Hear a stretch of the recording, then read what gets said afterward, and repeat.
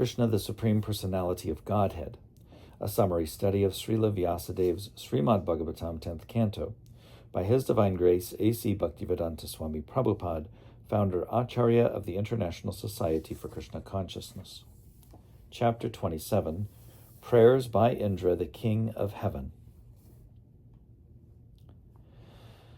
When Krishna saved the inhabitants of Vrindavan from the wrath of Indra by lifting Govardhan Hill, a Sarabi cow from Goloka Vrindavan, as well as King Indra from the heavenly planets, appeared before him.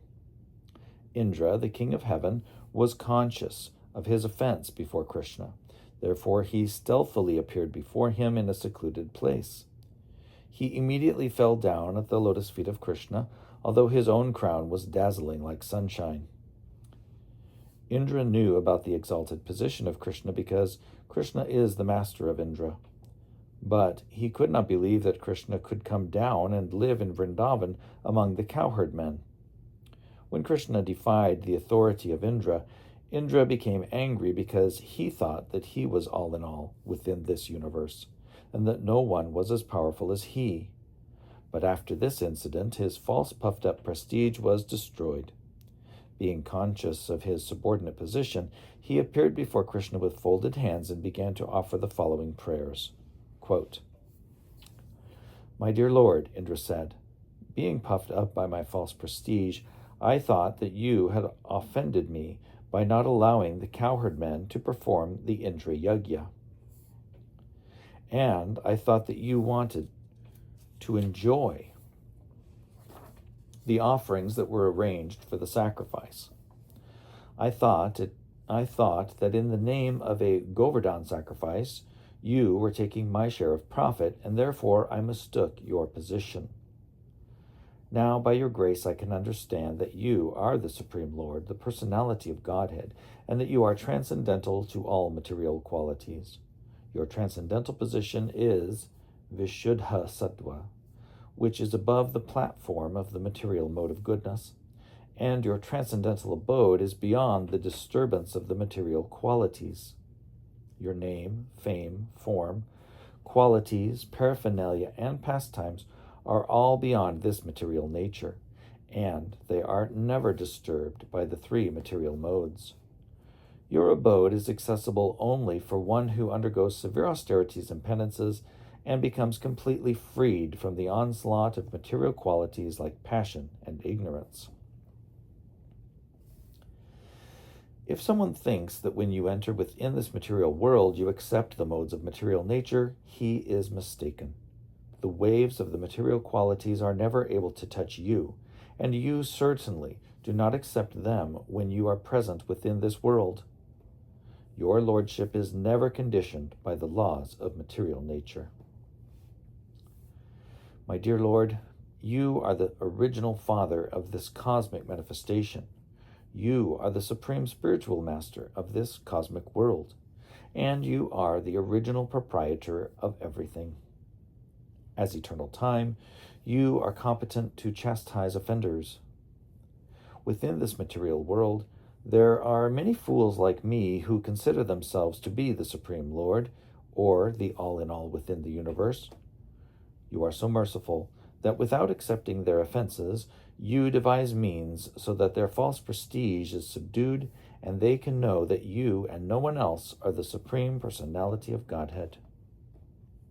My dear Lord, you are the Supreme Father, the Supreme Spiritual Master, and the Supreme King. Therefore, you have the right to chastise all living entities whenever there is any discrepancy in their behavior. The Father, the Spiritual Master, and the Supreme Executive Officer of the state are always well-wishers of their sons, their students, and their citizens, respectively. As such, the well-wishers have the right to chastise their dependents. By your own desire, you appear auspiciously on the earth in your eternal varieties of forms. You come to glorify the earthly planet, and specifically to chastise persons who are falsely claiming to be God. In the material world, there is regular competition between different types of living entities to become supreme leaders of society. And after being frustrated in achieving the supreme positions of leadership, foolish persons claim to be God, the Supreme Personality. There are many such foolish persons in this world, like me, but in due course of time, when they come to their senses, they surrender unto you and again engage themselves properly by rendering service unto you. And that is the purpose of your chastising persons envious of you. My dear Lord, I committed a great offense unto your lotus feet, being falsely proud of my material opulences, not knowing your unlimited power. Therefore, my Lord, kindly excuse me, because I am fool number one. Kindly give me your blessings, so that I may not act so foolishly again. If you think, my Lord, that the offense is very great and cannot be excused, then I appeal to you that I am your eternal servant. You appear in this world to give protection to your eternal servants and to destroy the demons, who maintain great military strength just to burden the very existence of the earth. As I am your eternal servant, kindly excuse me. My dear Lord, you are the Supreme Personality of Godhead. I offer my respectful obeisances unto you, because you are the Supreme Person and the Supreme Soul. You are the son of Vasudeva, and you are the Supreme Lord Krishna, the master of all pure devotees. Please accept my prostrated obeisances. You are the personification of supreme knowledge. You can appear anywhere according to your desire, in any one of your eternal forms. You are the root of all creation and the supreme soul of all living entities. Due to my gross ignorance, I created a great disturbance in Vrindavan by sending torrents of rain and a heavy hailstorm. I acted out of severe anger caused by your stopping the sacrifice, which was to be held to satisfy me. But, my dear Lord, you are so kind to me that you have bestowed your mercy upon me by destroying all my false pride. I therefore take shelter of your lotus feet.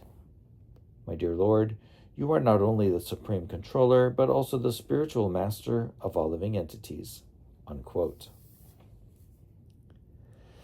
Thus praised by Indra, Lord Krishna, the Supreme Personality of Godhead, smiled beautifully and then replied in a grave voice like a rumbling cloud, quote, "My dear Indra, I stopped your sacrifice just to show you my causeless mercy and to remind you that I am your eternal master. I am the master, not only of you, but of all the other demigods as well. You should always remember that all your material opulences are due to my mercy. No living entity can independently become opulent. One must be favored by my mercy. Everyone should always remember that I am the Supreme Lord. I can show anyone my favor, and I can chastise anyone, because no one is superior to me. If I find someone overpowered by false pride, in order to show him my causeless mercy, I withdraw all his opulences." Unquote. It is noteworthy that Krishna sometimes removes all of a rich man's opulences in order to facilitate his becoming a soul surrendered to him. This is a special favor of the Lord's. Sometimes it is seen that a person is very opulent materially, but due to his devotional service to the Lord, he may be reduced to poverty. One should not think, however, that because he worshipped the Supreme Lord, he became poverty-stricken. The real purport is that when a person is a pure devotee, but at the same time, by miscalculation, wants to lord it over material nature, the Lord shows his special mercy by taking away all material opulences, until at last he surrenders unto the Supreme Lord. After instructing Indra, Lord Krishna asked him to return to his kingdom in the heavenly planets and to remember always that he is never the supreme, but is always subordinate to the Supreme Personality of Godhead. He also advised him to remain as king of heaven, but to be careful of false pride. After this, the transcendental Surabi cow, who had come with Indra to see Krishna, offered her respectful obeisances unto him and worshipped him. The Sarabi offered her prayer as follows, quote, My dear Lord Krishna, you are the most powerful of all mystic yogis because you are the soul of the complete universe. And only from you has all this cosmic manifestation taken place. Therefore, although Indra tried his best to kill my descendant cows in Vrindavan, they remained under your shelter, and you have protected them all so well. We do not know anyone else as the Supreme, nor do we go to any other god or demigod for protection. Therefore, you are our Indra, you are the Supreme Father of the whole cosmic manifestation, and you are the protector and elevator of all the cows, Brahmins, demigods, and others who are pure devotees of your lordship. O super soul of the universe, let us bathe you with our milk, for you are our Indra. O Lord, you appear just to diminish the burden of impure activities on the earth. Unquote. Then the Sarabi cow bathed Krishna with her milk, and Indra bathed him with the water of the celestial Ganges through the trunk of his carrier elephant. After this, the Sarabi cows and all the demigods and their mothers joined the heavenly King Indra in worshipping Lord Krishna by bathing him with Ganges water and the milk of the Sarabis.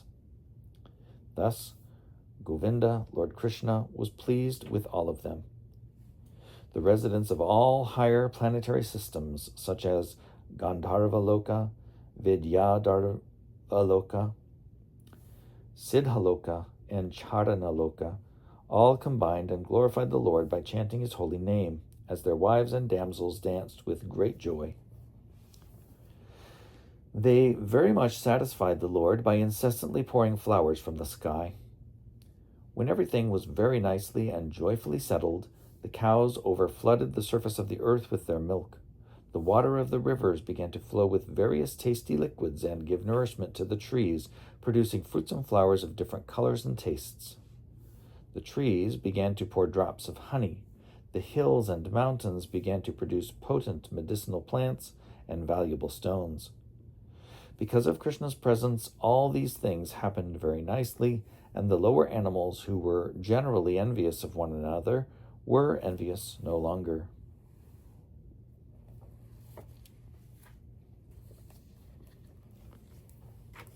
And there's a plate.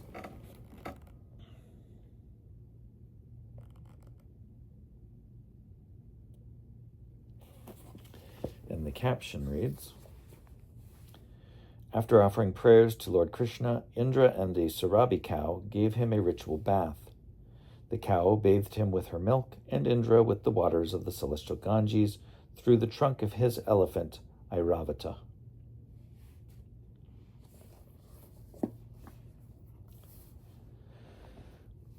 After satisfying Krishna, who is the Lord of all the cows in Vrindavan, and who is known as Govinda, King Indra took his permission to return to his heavenly kingdom. As he passed through cosmic space, he was surrounded by all kinds of demigods. This great incident is a powerful example of how Krishna consciousness can benefit the world. Even the lower animals forget their envious nature and become elevated to the qualities of the demigods. Thus ends the Bhaktivedanta purport of the 27th chapter of Krishna, Prayers by Indra, the King of Heaven.